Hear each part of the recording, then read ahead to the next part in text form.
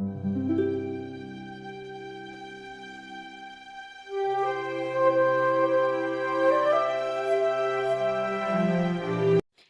زمانے کی بات ہے کہ ایک ریاست پر ایک نہایت ہی نیک دل اور رحم دل راجا اور رانی حکومت کرتے تھے۔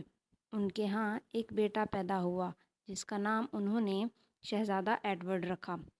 جب شہزادہ ایڈورڈ جوان ہوا تو انہیں لگا کہ اب ان کی شادی کر دینی چاہیے، جس کے لیے ملکہ اور بادشاہ نے ایک شاندار دعوت کا انتظام کیا جہاں پر مختلف ملکوں کی شہزادیاں ملنے کے لیے آئیں۔ ان میں سے ایک شہزادی جس کا نام شہزادی آئسابیلا تھا، وہ شہزادے کو بہت پسند آئیں۔ شہزادی آئسابیلا 7 کے ملک کی شہزادی تھی۔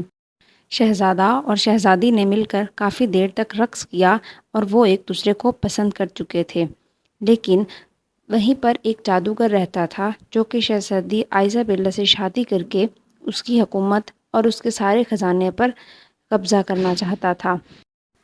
تو جب اسے یہ بات معلوم پڑی تو اس نے وہاں پر حملہ کر کے سب کچھ خراب کرنے کی کوشش کی، لیکن شہزادہ ایڈورڈ ایک بہادر شہزادہ تھا۔ اس نے بہادری کے ساتھ اس کا مقابلہ کیا اور بالآخر فتح صحیح کی ہوئی۔ پوری ریاست میں شہزادے کی جیت کا جشن منایا گیا اور اسی خوشی کے موقع پر شہزادی آئسابیلا اور شہزادے ایڈورڈ کی شادی ہو گئی۔